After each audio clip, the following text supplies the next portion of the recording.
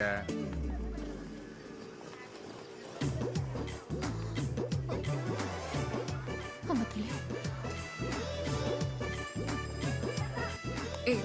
చేస్తున్నావు? నాకేంటే రాసిగాడు ఏమన్నాడు?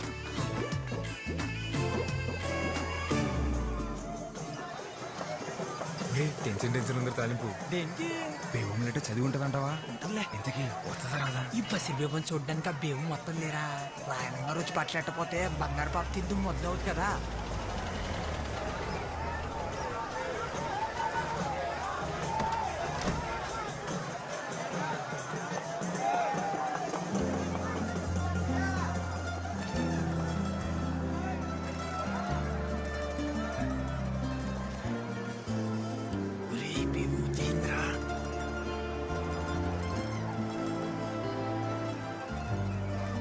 ఆక్స్ఫోర్డ్ భూముల గురించి మీతో మాట్లాడాలి. అనవసరంగా లెటర్ ఇచ్చేసినావురా బేవంకి. ఇలాగే వెళ్ళి బేవం ముందు నిలబడిపోతే నీ ఒంటి కట్టిన సెంటల్ చూసి నువ్వేమి చేస్తామని వెంటనే తెలిసిపోద్ది. ఒరేయ్ బేవం చూస్తుందిరా.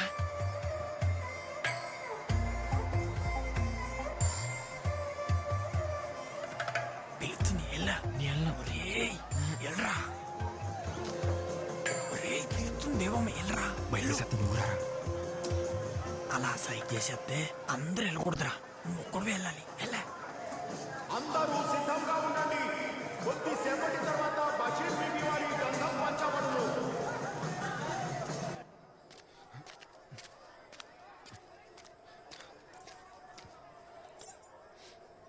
ఏంటి మొన్న పేరడికి పిలవకుండా వెళ్ళిపోయావు?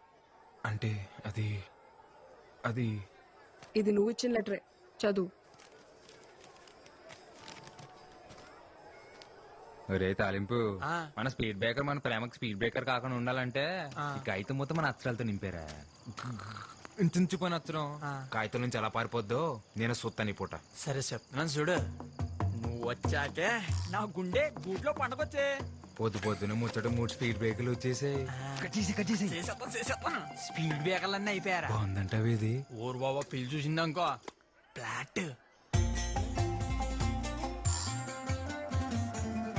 ఇలాంటి లెటర్ ఇస్తే ఏ అమ్మాయి ప్రేమించదు తెలుసా? నవ్వుతుంది.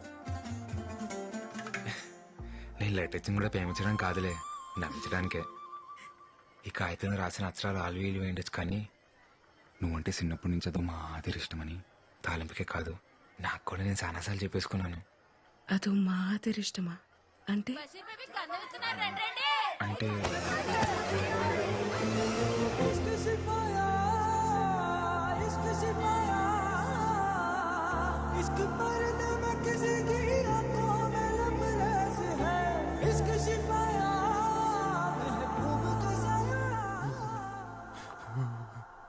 డాక్టర్ రాత్రి నుంచి చలిజ్వరంతో వణికెత్తున్నాడండి. దీనిని చూసి భయపడ్డారంటారా?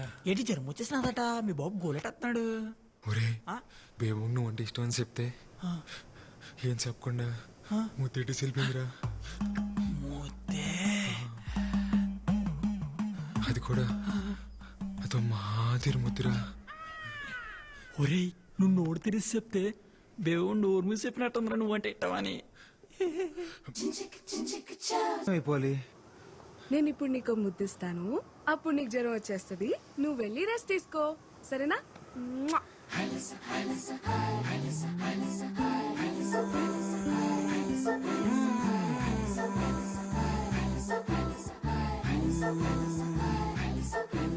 మీ బొమ్మను చూసి 3 రోజులు అయిపోయింది.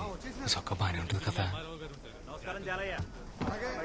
దాసు నువ్వు ఇక్కడ రా. ఇదిగో, ఈ నోట్ చూసి నాన్న నేను వస్తాను. నువ్వు ఎక్కడికి రా? నేను వస్తాను. నువ్వెందుకు రా మీటింగ్? ప్లీజ్ నాన్న నేను వస్తాను అంతే. సరే పద.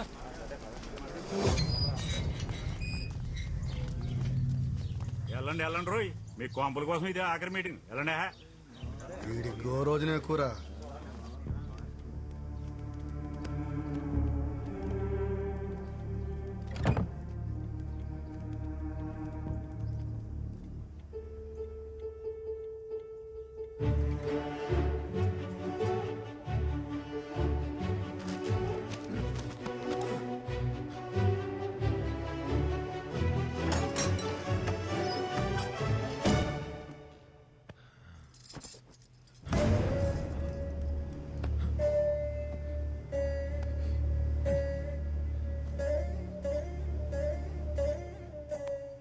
నమస్కారం అమ్మా.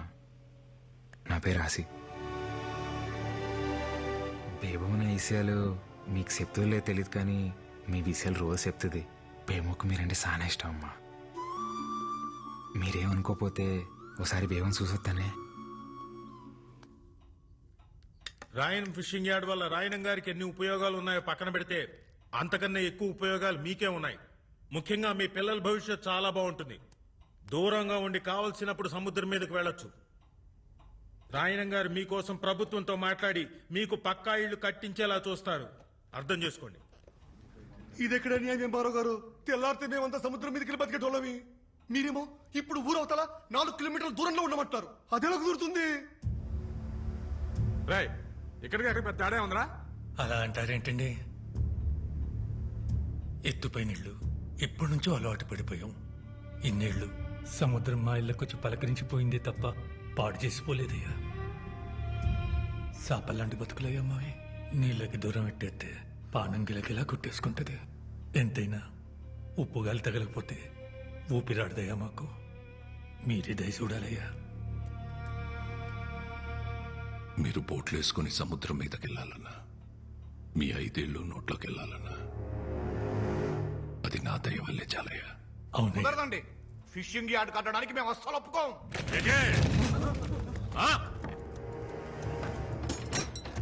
ఆసి ఏంటిలా వచ్చావు? ఏమన్నా చూస్తే?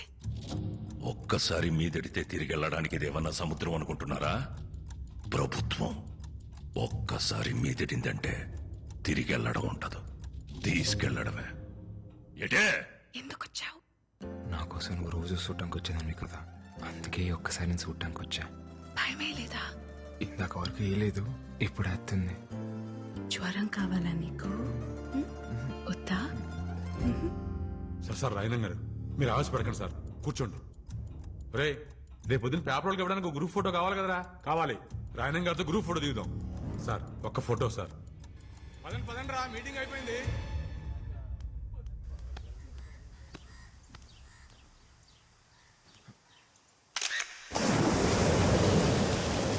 మేమనుకున్నాం మీ నాన్న మా ఇల్లు కలిసి అయితే ఎక్కడ బతకాలి? మీలా మాకు 2-3 ఇల్లు లేవు. ఆసి రాత్రి మళ్ళీ కల్లోకి వచ్చావు. ఇప్పుడైనా మచ్చ పడిందేమోనని. నేనే మాట్లాడుతూ నువ్వే మాట్లాడుతున్నావు. ఇలా రా రా, నీకు జ్వరం రప్పించేస్తాను.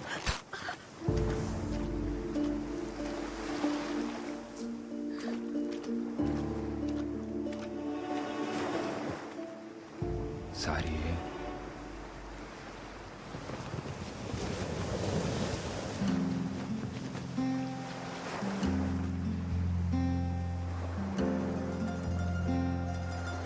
ఇప్పుడు నాకెంత కోపం వచ్చేస్తుందో తెలుసా? కానీ నేను ముసల్దాన్ని అయిపోతే నువ్వేమైపోతావో అని నేను కోపట్లేదు. రా, ఇంకొంచెం దగ్గరికి రావచ్చు ఆసి గారు. నీకెళ్ళు లేకపోతే వెళ్ళి సముద్రంలో బతుకు. నేనైతే నువ్వెక్కడున్నా నీతో బతకను.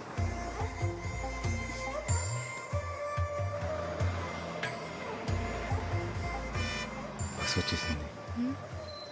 నాకు వినిపించట్లేదు, నేను ఇంటికి వెళ్ళను. ఏంటే ఇప్పుడైనా రావడం? రావడమే ఏటే కోల్డ్ పిల్ల, నా కొడుకుని సో నోరేసుకుని మీదడిపోతున్నావట. ఇదిగో నువ్వు వరుసనా కలిసినా ఆడే నీకు కాబోయే మొగుడు, గుర్తెట్టుకో. మొగుడిని అదుపులో పెట్టుకోవడం రాదు కానీ కబూర్లు చెప్తుంది.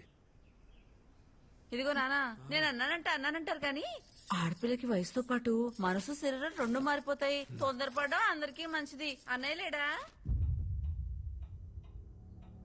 కనకం, కనకం, అయ్యా ఇంటికొచ్చిన వాళ్ళని టీ కాఫీ తాగుతారా అని అడిగేది లేదా? తీసుకొస్తానయ్యా. నువ్వెంత అడ్డుపడ్డా నేను అడగాల్సిన అడిగే వెళ్తాను. ఏ నా మేనకోడని అడిగే హక్కు నాకు లేదా ఏంటి? ఈ ఇంటి కూతుర్ని అడిగే హక్కు నీకెప్పుడూ ఉంటాది, కాని పొందే అర్హత ఇప్పుడు ఆ ఇంటికి పోయింది. ఇంట్లో మనిషిని కాదని జాతి తక్కువ దాంతో పోయి సంసారాన్ని బజార్నేసుకున్నప్పుడే ఆడికి ఈ ఇంటికి బంధుత్వం తెగిపోయింది.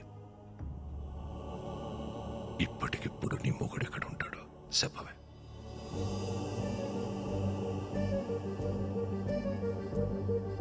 నీ ఎంత సౌకర్యంగా నే తలదించుకోలేను.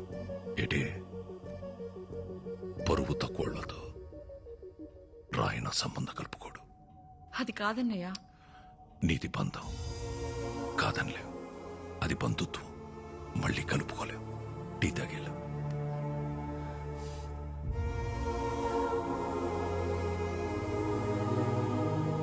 మా ఇంటికి వెళ్ళి తాగుతానులే.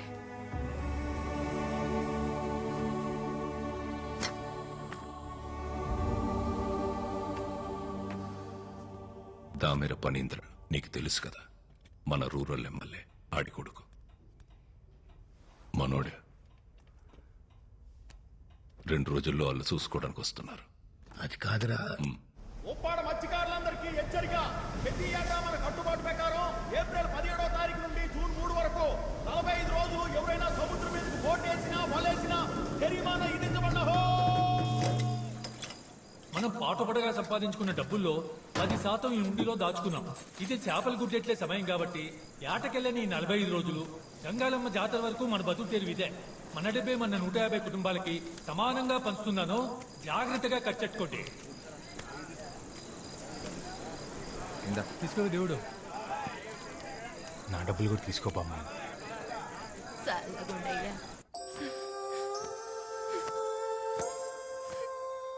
ఎవరు 2 రోజుల్లో నన్ను చూసుకోవడానికి వస్తున్నారంటమ్మా. నాకు ఆ పెళ్లి ఇష్టం లేదు.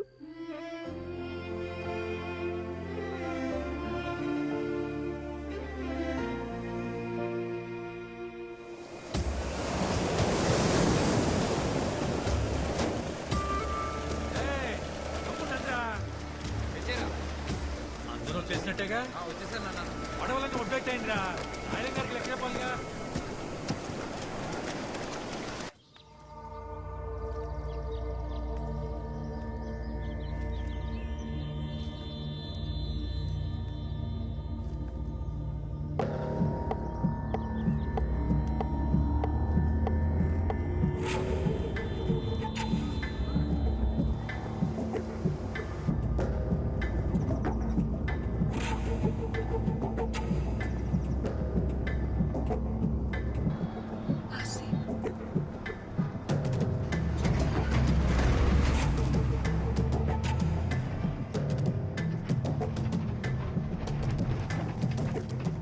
మధ్యాహ్నం 2కి కాలేజ్కి రా. ఒళ్ళు చూడలే, పదరా పోదాం. త్వరగా ఎక్కువ పోనీ. రే, అందరూ బోట్లు ఒడ్డున పెట్టేశారు కదా, పిల్ల చెల్లాని కనికరించకండి. నోటి దగ్గర కూడుందని కూడా చూడకుండా రోడ్డు మీదకి లాగి పరేయండి. తెల్లారేసరికల్లా వాళ్ళ ఇల్లున్న చోట్ల రాయనం ఫిషింగ్ యార్డ్ అని బోర్డు కనపడాలి. అట్టగే